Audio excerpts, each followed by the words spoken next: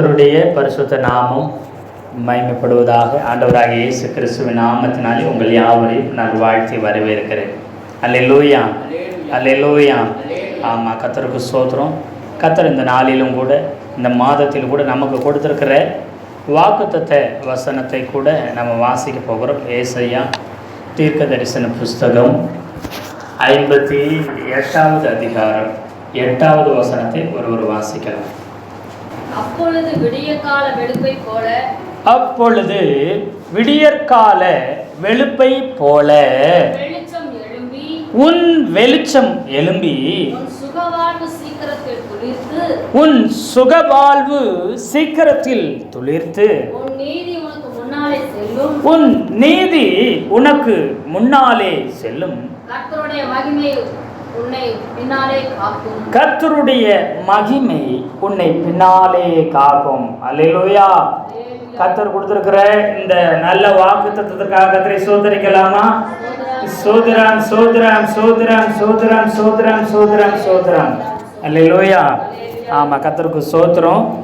பாருங்க, இந்த வசனம் அப்பொழுது விடியற்கால வெளுப்பை போல உன் வெளிச்சம் எழும்பி அப்படிங்க. நமக்கு என்ன ஒன்றும் தெரியாது, ஒன்றும் புரியலை, என்னடா எப்பொழுது என்ன அப்படின்னு தோணும். பாருங்கள், இந்த வசனத்தை ERV மொழிபெயர்ப்பில் நீங்கள் வாசி பார்த்தீங்கன்னா, நீங்கள் இவற்றை செய்தால் உங்களது வெளிச்சம் விடியற்கால சூரியனை போன்று ஒளி வீச தொடங்கும். பிறகு உங்கள் காயங்கள் குணமாகும். உங்கள் நன்மை உங்களுக்கு முன்னாலே நடந்து செல்லும். அதாவது நன்மைன்னு சொல்லி பிராக்கெட்டில் தேவன், உங்கள் தேவன் உங்களுக்கு முன்னால் என்ன செய்வாராம்? நடந்து செல்வார். கர்த்தருடைய மகிமை உங்களை பின் தொடர்ந்து வரும். அல்லேலூயா சொல்லுங்களேன். அல்லேலூயா. அப்போ இங்கே என்ன சொல்லியிருக்குது அப்படின்னா, விடியற்கால வெளிச்சத்தை பார்த்துருக்கீங்களா? அது விடியற்கால சூரியனை போன்று உங்களுடைய வெளிச்சம் ஒளி வீச தொடங்குமா. பிறகு உங்கள் காயங்கள் குணமாகும். உன் சுகவாழ்வு சீக்கிரத்தில் துளிர்க்குங்கிறத என்ன சொல்லியிருக்குதுன்னா, உன் காயங்கள் குணமாகும். அல்லேலூயா, அல்லேலூயா, அல்லேலூயா. கர்த்தருக்கு ஸ்தோத்திரம். பாருங்க, உன் சுகவாழ்வு சீக்கிரத்தில் துளிர்க்கும். ஏன் அப்படின்னா, நீ காயப்பட்டு இருக்கிற அநேக வார்த்தையினால், அநேக காரியத்தால், அநேக மனிதரால், தேவையால், உன் குடும்பத்தில் இருக்கிற சூழ்நிலை நிமித்தம், வறுமை நிமித்தம், அது மாத்திரமில்லை, எதிர்பார்த்த நன்மைகள், எதிர்பார்த்த வாழ்க்கை நாம் வாழ முடியாததுனால, கடனில் இருக்கிறதுனால, ஆமை நாம் ஈஸியாய் பெற்றுக்கொள்ள வேண்டிய நன்மைகளை நாம் பெற்றுக்கொள்ள முடியாத சூழ்நிலையில் நாம் என்ன செய்கிறோம்னா காயப்படுகிறோம். அதிகமாக மனிதர்களால் நாம் என்ன செய்யப்படுகிறோம்? காயப்படுகிறோம். நம்ம யாரால் காயப்படுகிறோம் என்று சொன்னால், மனிதர்களால் காயப்படுகிறோம். அவருடைய வார்த்தையினாலே காயப்படுகிறோம். அப்படி காயப்படும் பொழுது, ஏன் பாரு, நாங்கள் எவ்வளோ வசதியாக இருக்கிறோம், நாங்கள் எவ்வளவு சந்தோஷமாக இருக்கிறோம், நாங்கள் எவ்வளவு சுகமாக இருக்கிறோம், நாங்கள் எவ்வளவு உயர்வு மேன்மையாக என்ன செய்கிறோம் இருக்கிறோம் என்று சொல்லி தங்களுடைய வாழ்க்கையை, தங்களுடைய சூழ்நிலையை, தங்களுடைய குடும்பத்தில் இருக்கிற நன்மையான காரியங்களை காட்டி நாம் கர்த்தரை நம்பி இருக்கும் பொழுது நம்முடைய வாழ்க்கையில் நடந்த வேதனையான, துன்பமான, எதிரான சூழ்நிலைகளை, நிலைமைகளை சொல்லி சொல்லி சொல்லி சொல்லி நம்மளை என்ன செய்கிறாங்கன்னா காயப்படுத்திடுறாங்க. அப்போ நம்முடைய இருதயம் உடைக்கப்படுகிறது. அல்லேலூயா சொல்லுங்களேன். அல்லேலூயா. ஆமாம். இப்போ காயப்பட்டிருக்கிறவங்க முகம் எப்படி இருக்கும்? சந்தோஷமாக இருக்குமா? சொல்லுங்க. காயப்பட்டிருக்கிற முகத்தில் பிரகாசத்தை பார்க்க முடியுமா? காயப்பட்டிருக்கிற வாழ்க்கையில் சந்தோஷத்தை நாம் பார்க்க முடியுமா? இல்லையே. அல்லேலூயா சொல்லுங்களேன். அல்லேலூயா. அப்போது உன் காயங்கள் குணமாகாமல் உன் வாழ்க்கையில் ஒரு செழிப்பை பார்க்க முடியாது. உன் வாழ்க்கையில் ஒரு ஆசீர்வாதத்தை பார்க்கவே முடியாது. அல்லேலூயா சொல்லுங்களேன். மனிதர் முகத்தை பார்த்து கொண்டிருக்கிறான், அகத்தின் அழகு முகத்தில் தெரியும். உள்ள நீங்கள் சந்தோஷமாக இருந்தால், உள்ள நீங்கள் இருதயத்தில் மகிழ்ச்சியாக இருந்தால், நீங்கள் நிம்மதியாக சமாதானமாக இருந்தீங்கன்னு சொன்னால் உங்கள் முகம் பிரகாசிக்கும். எத்தனை பேர் ஆமென் சொல்கிறீங்க? அல்லேலூயா, அல்லேலூயா. ஆமாம், சோத்திரம். ஆனால் உங்கள் முக வாடலாக இருக்கிறத பார்த்து ஏன் இன்னைக்கு ரொம்ப துக்கமாக சோகமாக இருக்கிறீங்க அப்படியெல்லாம் சொல்லி பிள்ளைகளை பார்த்து, குடும்பத்தில் உள்ளவங்களை பார்த்து அநேக நேரம் நம்ம கேட்போம். ஆமாம், இப்படி ஒரு சூழ்நிலை, இப்படி ஒரு கஷ்டமான காரியம் என் வாழ்க்கையில் நடந்துருச்சுன்னு சொல்லுவாங்க. அல்லேலூயா, அல்லேலூயா. இங்கே ஆண்டவர் சொல்கிறாரு, உன் சுகவாழ்வு சீக்கிரத்தில் துளிர்த்து அப்படின்னு இருக்குது. உன் காயங்களை நான் என்ன செய்வேன்? சீக்கிரமாய், அதி சீக்கிரமாய் என்ன செய்வேன்? குணமாக்குவேன். அல்லேலூயா சொல்லுங்களேன். அல்லேலூயா. ஏன் உன் காயங்களை அதிசீக்கிரமாக குணமாக்குறேன்னா, நீ துளிர்க்க வேண்டும், நீ வளர வேண்டும், நீ செழிக்க வேண்டும் என்று சொன்னால் உன் காயம் குணமாக வேண்டியதாக இருக்குது.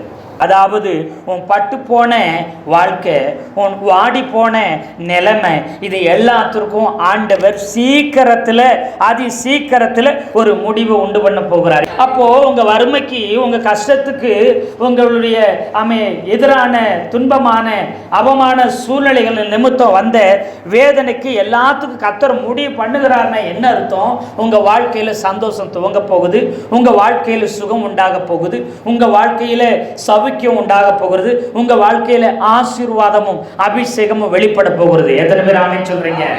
காயப்பட்ட மனிதனால, காயப்பட்ட ஒரு மரத்தாலேயோ, காயப்பட்ட ஒரு செடியால முழு பலனை என்ன செய்ய முடியாது? கொடுக்க முடியாது.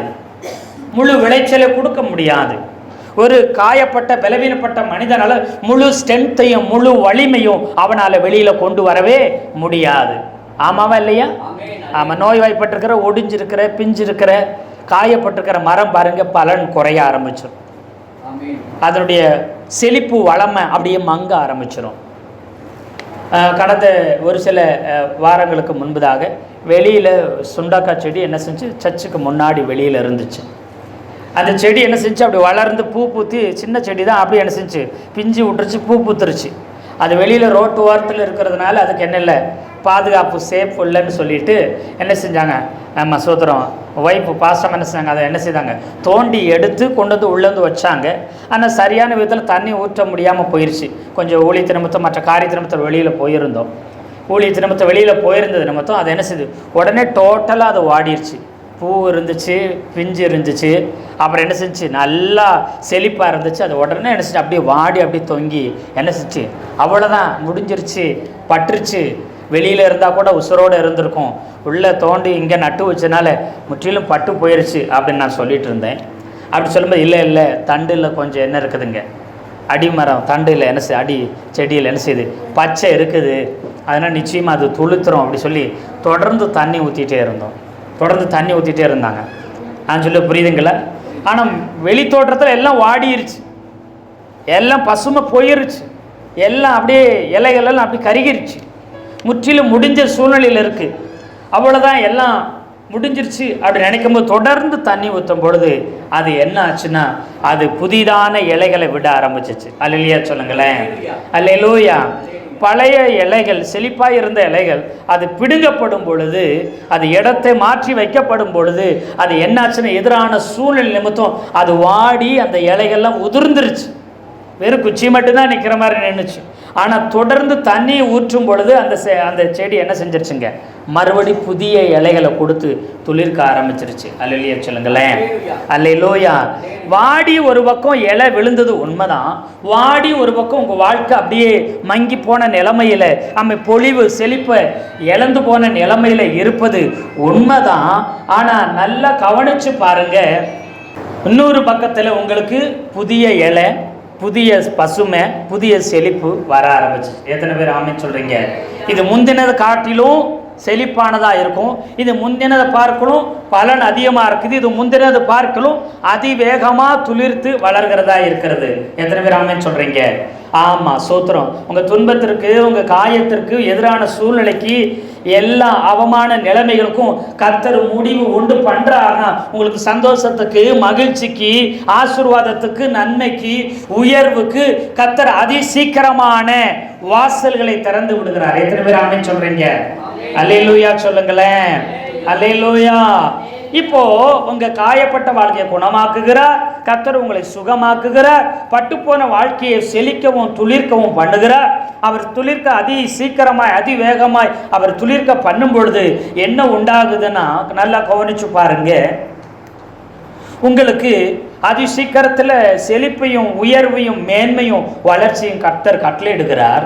அப்பொழுது நீ போகும் இடமெல்லாம், அதாவது என்ன சொல்லியிருக்குன்னா, உன் நீதி உனக்கு முன்னாலே செல்லும். ஒரு மொழிபெயர்ப்பில் சொல்லுது, உன் தேவன், உன் நீதியாய் இருக்கிற உன் தேவன் உனக்கு முன்னாடி செல்லுவார் என்று சொல்லுது. எத்தனை பேர் ஆமென் சொல்றீங்க? நீங்க எங்க போறீங்களோ அங்க உங்க தேவனாகிய கர்த்தர் முன்னாடி செல்லுவார். எதற்கு தெரியுமா? உங்களுடைய நேர்மை, உங்களுடைய நீதியை கர்த்தர் பட்டை பகலை போல வெளியில கொண்டு வருவார். எத்தனை பேர் ஆமென் சொல்றீங்க? நீங்க நீதியில் உள்ளவர்கள் அல்ல, நீங்க நேர்மை உள்ளவர்கள் அல்ல.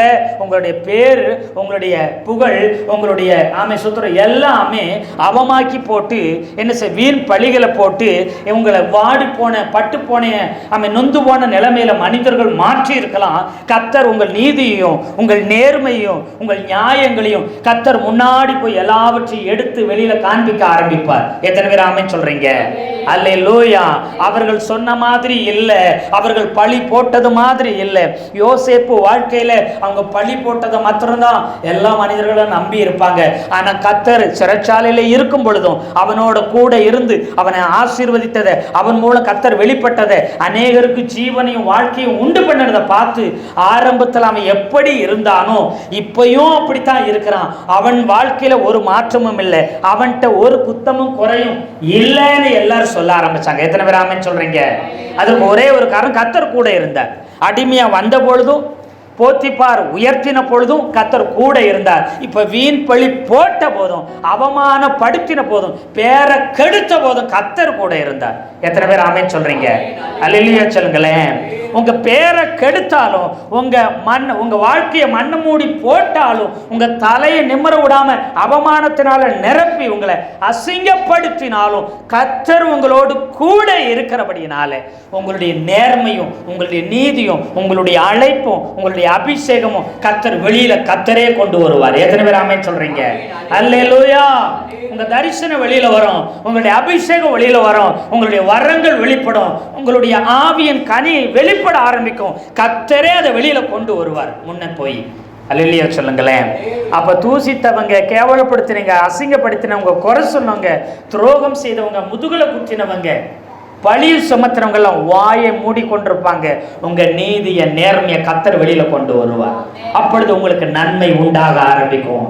போகிற இடமெல்லாம் நலமான காரியம், நன்மையான காரியம் உங்களுக்கு உண்டாகும். எத்தனை பேர் ஆமென் சொல்றீங்க? ஏன்னா உங்க அவமான பேர் வந்ததுனால, அவமானப்படுத்தப்பட்டதுனால, கெட்டவர்களாக, குற்றம் செய்தவர்களாக, குற்றம் சாற்றப்பட்டபடியினால போகிற இடமெல்லாம் உங்களை தூசிக்கிறாங்க, துன்பப்படுத்துறாங்க, வேதனைப்படுத்துவாங்க. உங்களுக்கு நன்மைக்கு பதிலாக எல்லாரும் தீமை செய்து கொண்டிருந்தாங்க இதுவரைக்கும். எத்தனை பேர் ஆமென் சொல்றீங்க? அல்லேலூயா. ஆமா, இதுவரைக்கும் தீமையானது செய்து கொண்டிருந்தாங்க. இப்ப நீங்க போகும்போது உங்களுக்கு நன்மையானது உண்டாகும். அல்லேலூயா சொல்லுங்களேன். தீமையை கர்த்தர் நன்மையாக மாற்றி நன்மையான ஆசீர்வாதத்தின் ஊற்றை கர்த்தர் திறந்து விடுவார். எத்தனை பேர் ஆமென் சொல்றீங்க? நீங்க போகும் இடமெல்லாம் நன்மை உண்டாக போகிறது. அல்லேலூயா. அது மாத்திரம் இல்லை, கர்த்தருடைய மகிமை உன்னை பின்னாலே காக்கும். எத்தனை பேர் ஆமென் சொல்றீங்க? அல்லேலூயா. அவர் மகிமை இருக்குது. பகலில மேகஸ்தம்பமாக, ராத்திரியில இரவுல அக்னி ஸ்தம்பமாக அவருடைய மகிமையின் மேகம் இருந்துச்சு. எத்தனை பேர் ஆமென் சொல்றீங்க? அல்லேலூயா சொல்லுங்களேன். அப்படி இருந்ததுனால பகலின் வெயிலின் உஷ்ணத்திற்கோ இரவில் குளிருக்கும் அவங்க எதுவுமே சேதப்படுத்தாதபடி கர்த்தர் காப்பாற்றி அவர்கள் நடத்தினார். அல்லேலூயா. வாழ முடியாத இடத்துலையும் கர்த்தர் ஒரு குறைவில்லாம நடத்தினார். வனாந்திரத்துல எத்தனை பேர் ஆமென் சொல்றீங்க? இப்போ வாழ முடியாத சூழ்நிலையில நீங்க இருக்கலாம். ஆனா கர்த்தர் சொல்றாரு, வளமான வாழ்க்கைய வனாந்தரத்துல தான் கர்த்தர் வச்சிருக்கிறாரு. எத்தனை பேர் ஆமென் சொல்றீங்க? அல்லேலூயா. எகிப்தில இருக்கும்போது அடிமையாத்தான் இருந்தாங்க. எகிப்தில் இருந்த போது நன்மையானது புசிக்க முடியல, சுதந்திரமா இருக்க முடியல. அவங்க ஆசீர்வாதமானவைகளை மகிமையும் மேன்மை அவங்க ஒரு நாள் காண முடியல. இப்ப வனாந்திரம், உலக ஜனங்களுக்கு இது வனாந்திரம். மற்ற மக்கள் பார்வையில இது ஒன்றுமில்லை, இது மரணத்தின் பள்ளத்தாக்கா இருக்குது, இது ஒன்றுமில்லாத வெறுமையா இருக்குது. அல்லேலூயா சொல்லுங்களேன். ஆனா அங்க கர்த்தருடைய மகிமை இருந்ததுனால இஸ்ரவேல் ஜனங்களுக்கு என்ன காடைகளை கொடுத்தார், மன்னாவை கொடுத்தார், தண்ணீரை கொடுத்தார். அல்லேலூயா சொல்லுங்களேன். பாலைவனத்துல 40 வருடம் உங்களுக்கு ஏசி, பகல்ல எல்லாம் நல்ல ஏசி. மேக ஸ்தம்பம் உங்களுக்கு ஏசி போல இருந்துச்சு. எந்த உஷ்ணமும் எந்த பிரச்சனையும் வரல, எந்த வியாதியும் வரல. அல்லேலூயா சொல்லுங்களேன். அவர்களுடைய கால் வீங்கவில்லை, அவங்களுடைய பாத ரட்சை என்ன செய்யல, தேஞ்சு போகல. அவங்க வஸ்திரம் பழசா மாறல. அது மாத்திரமில்லை, பலவீனப்பட்டவன் ஒருவனும் இல்லை என்று சொல்லுது வேத வசனம். அப்ப வியாதியே இல்லாத வாழ்க்கை, குறைவே இல்லாத வாழ்க்கை. எத்தனை பேர் ஆமென் சொல்றீங்க? அல்லேலூயா. எகிப்தில் இருந்த போது வியாதி வந்தது, பலவீனம் வந்தது, எல்லாம் பலசாய் போனது. அல்லேலூயா சொல்லுங்களேன். அல்லேலூயா. ஆனா இங்கு ஒரு நன்மையும் குறைபடவில்லை. ஏனென்று சொன்னா கர்த்தருடைய மகிமை உங்களோடு இருக்கும். பரிசுத்த ஆவியானவரின் வல்லமை உங்கள் பின்னாடி வரும். எத்தனை பேர் ஆமென் சொல்றீங்க? ஆமே. ஆவியானவர் அபிஷேகம் வெளிப்படும். நீ போகும் இடமெல்லாம் நீர் கால்கள் ஓரத்துல எப்படி செடிகள் பச்சை பசேல் இருக்குதோ, தண்ணீர் பாயிற இடமெல்லாம் எப்படி வனாந்தரமா இருந்தாலும் செழிப்பாய் மாறுகிறதோ, அது போல நீ போகிற இடமெல்லாம் பரிசுத்த ஆவியானவர் நதியை போல பாய்ந்து வந்து உன்னை கனப்படுத்த போகிறார். எத்தனை பேர் ஆமென் சொல்றீங்க? ஆமா. ஒரு காலத்துல பேதுரு அவமானமா பேசப்பட்டான். இவன் என்ன செய்தான்? எஜமானை, போதகரை, ஆண்டவரவே என்ன செய்தான்? மறுதளித்தான், தூசித்தான், சத்தியம் பண்ணினான், சபித்தான் என்று சொல்லப்பட்டவன். அல்லேலூயா சொல்லுங்களேன். அல்லேலூயா. அவனை துளிர்க்க பண்ணினார் கர்த்தர். துளிர்க்க பண்ணின உடனே அவன் நடந்து போகும்போது நிழல் பட்டு அநேகர் என்ன செய்தாங்க? சுகம் அடைந்தார்கள். எத்தனை பேர் ஆமென் சொல்றீங்க? அல்லேலூயா சொல்லுங்களேன். அல்லேலூயா. அவன் நடந்து போற நிழல்லையே கர்த்தருடைய மகிமை வெளிப்பட்டது, கர்த்தருடைய அபிஷேகம் வெளிப்பட்டது. எத்தனை பேர் ஆமென் சொல்றீங்க? அல்லேலூயா. அல்லேலூயா. ஒரு காலத்துல ஓடி ஒளிஞ்சவன் தான், ஒரு காலத்துல மறைஞ்சு இருந்தவன் தான். ஆனா அவன் இப்பொழுது நடக்கும் பொழுதே கர்த்தருடைய அபிஷேகம் வெளிப்படுகிறது. அவன் பேசும் பொழுதே பரிசுத்த ஆவியானவர் இறங்கி வருகிறார். எத்தனை பேர் ஆமென் சொல்றீங்க? கொர்நேலிய வீட்டுல ஒரு பிரசங்கம் பண்ணுகிறான், அவன் பேசி கொண்டிருக்கிறான். அவன் கர்த்தருடைய வார்த்தையை, கர்த்தரை என்ன பிரசங்கிக்கும் பொழுதே வானம் திறக்கப்பட்டு அப்படியே என்ன பரிசுத்த ஆவியானவர் ஊற்றப்பட்டார். இப்போ நடந்து போகிறான், பேசக்கூட சில நடந்து போகிறான். அவன் நிழல் படும் பொழுதே என்ன செய்து அற்புதங்கள், அதிசயங்கள் நடக்குது. எத்தனை பேர் ஆமென் சொல்றீங்க? அல்லேலூயா சொல்லுங்களேன். அல்லேலூயா சொல்லுங்களேன். இப்போ கர்த்தரின் மகிமைன்னு சொல்லும் பொழுது எபிரேய மொழிபெயர்ப்புல என்ன சொல்லுதுன்னு சொன்னா கர்த்தரின் செல்வம். அல்லேலூயா. அப்புறம் என்ன செய்யுது?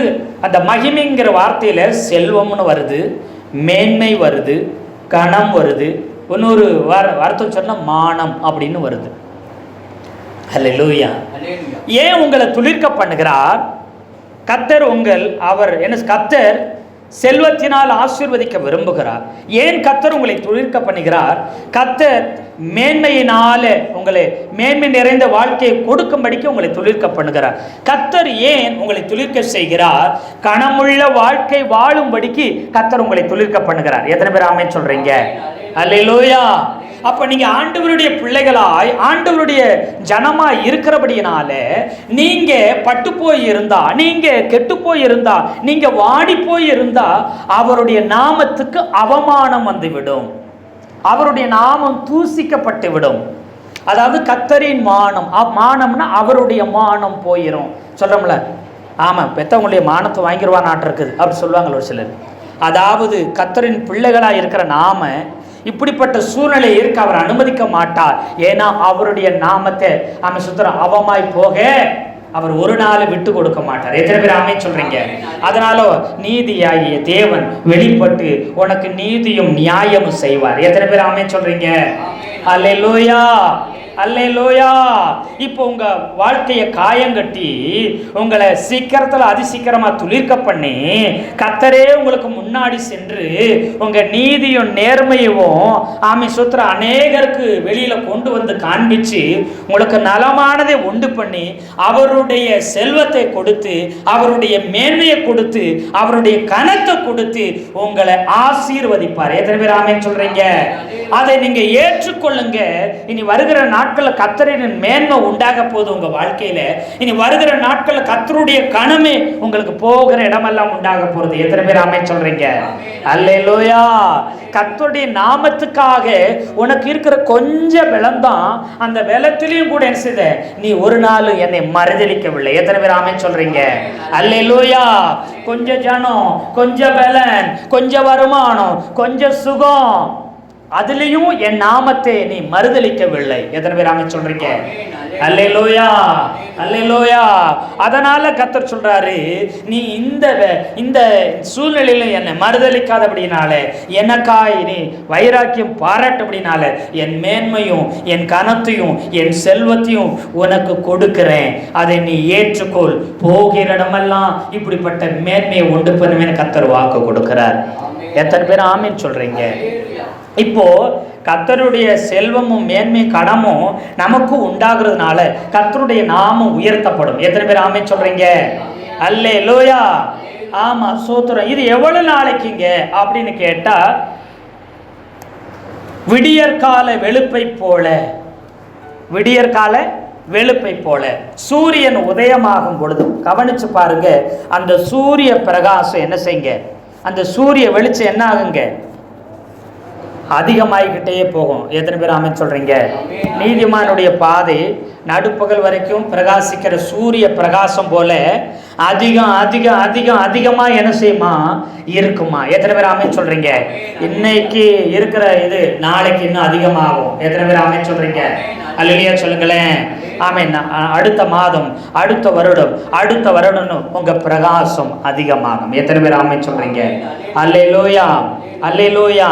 ஆமா, சோத்திரம். சூரிய பிரகாசம் விடியற்கார வெளிச்சம் என்ன செய்யுமா அதிகமாகிக்கொண்டே இருக்குமே தவிர ஒரு நாள் குறைய போகிறது இல்லை, நடுப்பகல் வரைக்கும். அதுபோல உங்க தரிசனம், உங்க மேல கர்த்தர் வச்சிருக்கிற அபிஷேகம், கர்த்தர் வச்சிருக்கிற வல்லமை, கர்த்தர் கொடுத்திருக்கிற வரங்கள், கிருபைகள் என்ன செய்யும், நாளுக்கு நாள் அதிகமாகி கொண்டே இருக்கும். நீங்க உயிரோடு இருக்க வரைக்கும் அது அதிகமாகி கொண்டே இருக்குமே தவிர ஒரு நாளும் ஒரு போதும் அது குறைந்து போகவே போகாது. எத்தனை பேர் ஆமென் சொல்றீங்க? அல்லேலூயா. ஆமா. இப்போ செத்து போன முகம், வாடி போன உங்க முகம் உன் வெளிச்சம் என்று சொல்ற இடத்துல என்ன சொல்லுதுன்னா, வெளிச்சம் சொல்ற இடத்துல முகக்கலைன்னு சொல்லுது. அல்லேலூயா சொல்லுங்களேன். அல்லேலூயா. ஒன்னொரு இடத்துல சொல்லுது வெளிச்சம்ங்கிறதுக்கு செழிப்பின் வெளிச்சம்னு சொல்லுது. இன்னொரு இடத்துல இந்த எபிரேய மொழிக்கு என்ன செய்த அர்த்தம் என்ன சொல்லுதுன்னா, உபதேசத்தின் வெளிச்சம் உண்மையில உண்டாயிருக்குமா, சத்தியத்தின் வெளிச்சம் உண்மையில உண்டாயிருக்கும், வெளிப்பாட்டின் வெளிச்சம் உன் மேல உண்டாகும் போது உன் முகம் பிரகாசிக்க ஆரம்பிக்கும், உன் முகத்தினுடைய கலை அதிகமாக ஆரம்பிக்கும். எத்தனை பேர் ஆமென் சொல்றீங்க? அல்லேலூயா. ஆமா, செழிப்பின் வெளிச்சம் உன் மேல விழும் பொழுது உன் முகக்கலை, உன் முகம் பிரகாசிக்க ஆரம்பிக்கும். எத்தனை பேர் ஆமென் சொல்றீங்க? அல்லேலூயா சொல்லுங்களேன். அல்லேலூயா. கர்த்தர் உன் சுக வாழ்வை துளிர்க்க செய்யும் பொழுது உன்னுடைய நீதி, உன் கர்த்தர் முன்னாடி சென்று உன் நேர்மையை, உன் உண்மையை வெளியில கர்த்தர் கொண்டு வந்து அவருடைய மேன்மையால கனத்தினால உன்னை ஆசீர்வதித்து உயர்த்தும் பொழுது அது ஒவ்வொரு நாளும் அதிகமாகிற சூரிய பிரகாசம் போல இருக்கும். அப்பொழுது செழிப்பின் வெளிச்சம், அப்பொழுது ஆமை சொத்து உபதேசத்தின் வெளிச்சம் உன் மேல பிரகாசிக்கும் பாரு. உன் மூலம் பிரகாசிக்க ஆரம்பிக்கும் போது உன் முகம் பிரகாசிக்க ஆரம்பிக்கும். எத்தனை பேர் ஆமென் சொல்றீங்க? சீனாய் மலையில மோசே ஏறி போய் கர்த்தருடைய உபதேசத்தை, கட்டளைகளை, பிரமாணத்தை வாங்க பெற்றுக்கொள்ள அவன் முகம் பிரகாசிக்க ஆரம்பிச்சுச்சான். எத்தனை பேர் ஆமென் சொல்றீங்க? அல்லேலூயா, அல்லேலூயா, அல்லேலூயா.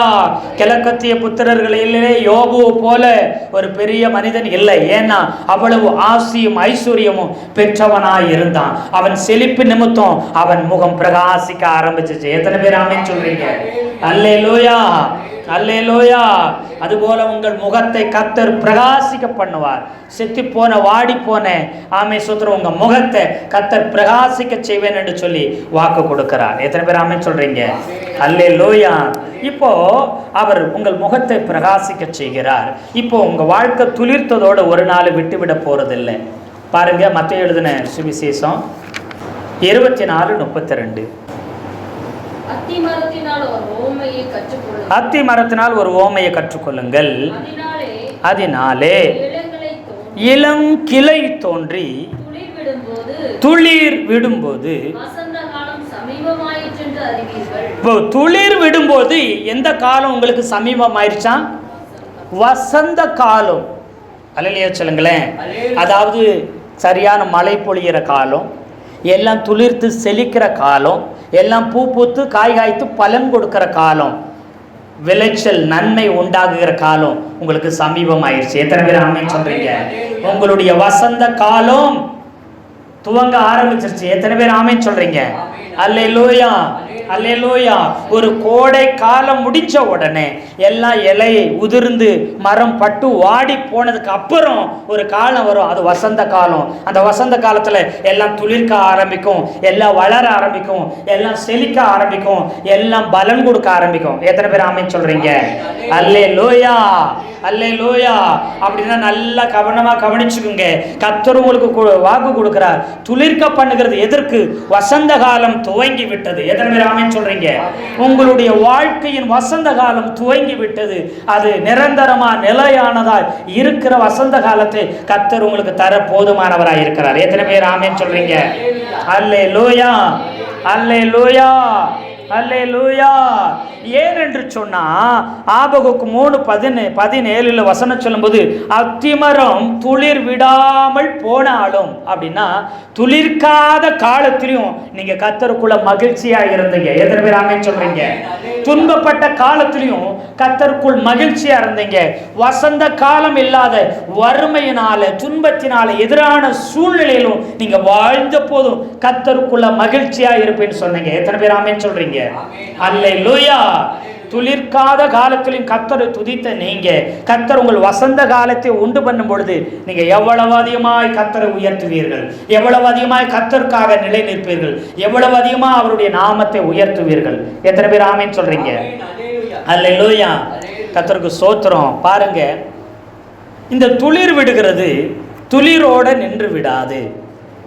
இப்போ ஒரு மரத்துக்கு அது துளிர்க்கிறோம்னா என்ன நடக்குது பாருங்க. அது ஒரு தண்ணீர் என்ன செய்ய வேணும்?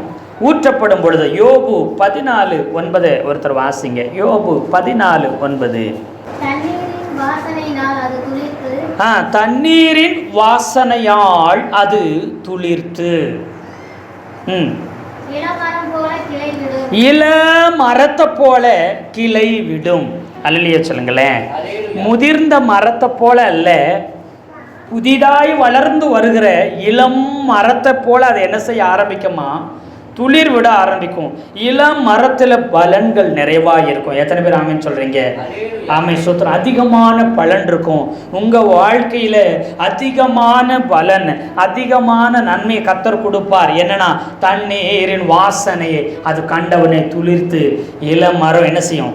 கிளை விட ஆரம்பிக்கும். எத்தனை பேர் ஆமென் சொல்றீங்க? அல்லேலூயா, அல்லேலூயா. நீங்க துளிக்கிறதுக்கு காரணம் பரிசுத்த ஆவியானவர் உங்கள் வாழ்க்கையை அவர் முழுவதும் கையில் எடுக்க போகிறார். எத்தனை பேர் ஆமென் சொல்றீங்க? உங்கள் சுயத்தினால, உங்க முயற்சினால, உங்க திறமையினால, உங்க அனுபவத்தினால இவ்வளவு காலம் போராடி முயற்சித்து பார்த்தீங்க, ஒன்று முடியல. பரிசுத்த ஆவியானவரே உங்களை முற்றிலும் நடத்த போகிறார். எத்தனை பேர் ஆமென் சொல்றீங்க? அவர் நடத்தும் பொழுது உங்க வாழ்க்கை துளிர்க்க ஆரம்பிக்க போகிறது. அல்லேலூயா. அது துளிர்க்கிறது மாத்திரம் கிடையாது, அது என்ன செய்ய போகிறது? கிளை விட போகிறது. அல்லேலூயா சொல்லுங்களேன். அல்லேலூயா, அல்லேலூயா. எசேக்கியேல் 31:5 ஒருவர் வாசிக்கலாம்.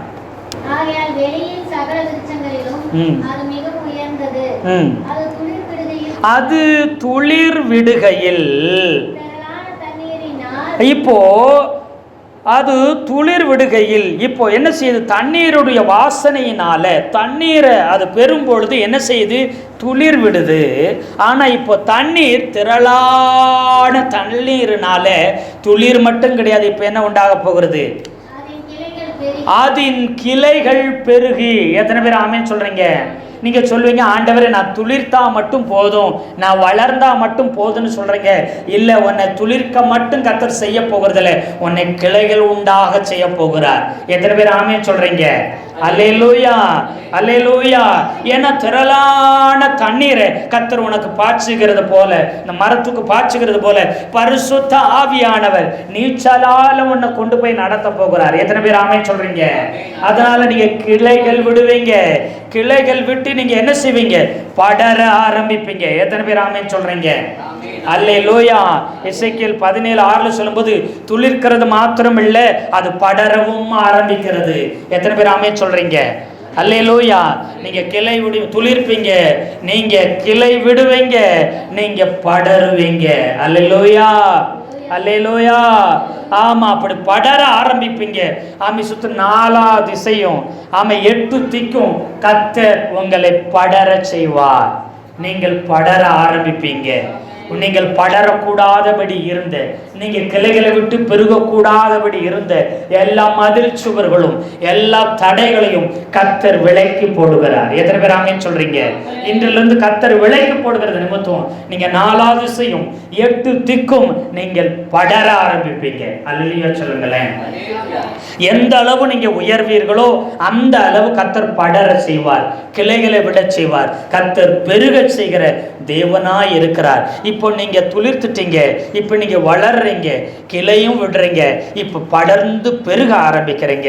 அதற்கப்புறம் பாருங்க, உன்னத பாட்டு 7வது அதிகாரத்துல 12வது வசனம் சொல்லுகிறது, அதிகாலையிலே தோட்டங்களுக்கு போவோம், திராட்சை கொடி துளிர்த்து அதன் பூ மலர்ந்தது. அல்லேலூயா. இப்போ நீங்க கிளை விட்டு படர்ந்ததோடு மாத்திரமில்ல, இப்போ கொடி துளிர்த்துருச்சு, இப்போ என்ன செய்யுதுங்க, பூ பூக்குது. எத்தனை பேர் ஆமென் சொல்றீங்க? பூ பூப்பீங்க. உங்க வாழ்க்கையில நறுமணம் வீசும், நற்கந்தம் வெளிப்பட போகிறது. அல்லேலூயா, அல்லேலூயா. இதுவரைக்கும் உங்க வாழ்க்கையில நறுமணம் இல்லை, நல் வாசனை இல்லை, நற்கந்தம் இதுவரை வெளிப்படவில்லை. ஆனா கர்த்தர் சொல்லுகிறார், இனி பூ பூப்பீங்க, உங்கள் நறுமணம் உலகிற்கு வீச போகிறது. கர்த்தரின் நறுமணமாய் கர்த்தர் உங்களை மாற்ற போகிறார். அல்லேலூயா. இதுவரை நாற்றத்தை போல, ஆமே சோத்திரம், துர்க்கந்தத்தை போல மரணத்தின் வாசனையாக உங்களை பாவித்து முகம் சுளித்து பார்த்தவர்கள் இனி வருகிற நாட்களிலே நற்கந்தமாய் நறுமணமாய் கர்த்தர் உங்களை வீச செய்ய போகிறார். எத்தனை பேர் ஆமென் சொல்றீங்க? அந்த பூ உண்டாகிறது மாத்திரமில்லை, அது மலர போகிறது. அல்லேலூயா, அல்லேலூயா. பூ மலர்கிறது எதற்கு அர்த்தம்? அடுத்தது பிஞ்சு விட போகிறது. அல்லேலூயா. அந்த பிஞ்சு என்ன செய்ய போகிறது? காயாக போகிறது. அந்த காய் கனி தர போகிறது. எத்தனை பேர் ஆமென் சொல்றீங்க? அல்லேலூயா, அல்லேலூயா. நீங்க கனி கொடுக்கிற காலம் வந்திருக்குதுன்னு கர்த்தர் சொல்லுகிறார். நீங்கள் பலன் கொடுக்கிற காலம், மிகுந்த கனிகளை கொடுப்பீங்க. நீங்க கர்த்தரில் நிலைத்திருக்கிறபடியினால ஆமை பிதாவிற்கு நீங்க மிகுந்த கனிகளை கொடுக்கும்படி கர்த்தர் செய்ய போகிறார். எத்தனை பேர் ஆமென் சொல்றீங்க? அல்லேலூயா. ஆதியாகமம் 40:10. அந்த திராட்சை செடியிலே 3 கொடிகள் இருந்தது. அது துளிர்க்கிறதா இருந்தது. அது பூக்கள் மலர்ந்திருந்தது. அதனுடைய குலைகள் பழுத்த பழங்களாய் இருந்தது. எத்தனை பேர் ஆமென் சொல்றீங்க? பூ பூத்துச்சு, அது மலர்ந்துச்சு, இப்ப என்ன செய்யுது? குலைகள் விடுது. அந்த குலைகள் என்ன செய்யுது? கனியாய் மாறி இருந்தது. அல்லேலூயா, அல்லேலூயா. ஆமா, சோத்திரம். அந்த கனிகள் யாரும் நினைச்சு பார்க்க முடியாத அளவுக்கு எஸ்கோல் பள்ளத்தாக்குல ஒரு திராட்சை குலையை 2 பேர் சுமந்துட்டு வரத்தக்கதாக பிரமிப்பானதாய் அது மாறும். அது யாரும் சுதந்திரிக்க முடியாத, பெற்றுக்கொள்ள முடியாத, விலையேறப்பட்டதா இருக்க போகுது. எத்தனை பேர் ஆமென் சொல்றீங்க? அல்லேலூயா, அல்லேலூயா. இதுவரைக்கும் இஸ்ரவேல் ஜனங்கள் ஒரு திராட்சை குலைய 2 பேர் சுமந்தது இல்லை. எகிப்து வளமானது தான், வற்றாத நைல் நதி தான், வளமிக்க ரொம்ப செழிப்பானதான், உலகத்திலே செழிப்பான இடத்துல கூட அப்படி ஒரு செழிப்பான பலனை அவங்க பார்த்ததே இல்லை. எத்தனை பேர் அமைச்சவங்க அல்லேலூயா சொல்லுங்களேன். ஆனா கர்த்தர் உங்களுக்கு வச்சிருக்கிறத மனுஷனுடைய கற்பனைக்கு அப்பாற்பட்ட ஆசீர்வாதத்தை, அதற்கு அப்பாற்பட்ட கிரகிக்க முடியாத பலனை உங்கள் வாழ்க்கையில கர்த்தர் வச்சிருக்கிறார். உங்கள் மூலம் கர்த்தர் வெளிப்பட பண்ணுவார். யார் மூலமும் இல்லை, உங்களை கொண்டு, உங்கள் மூலம், உங்கள் எல்லையில, உங்கள் தரிசனத்துல, உங்கள் மேல் இருக்கிற அபிஷேகத்தின் மூலம் இதை வெளிப்பட செய்ய போகிறார்.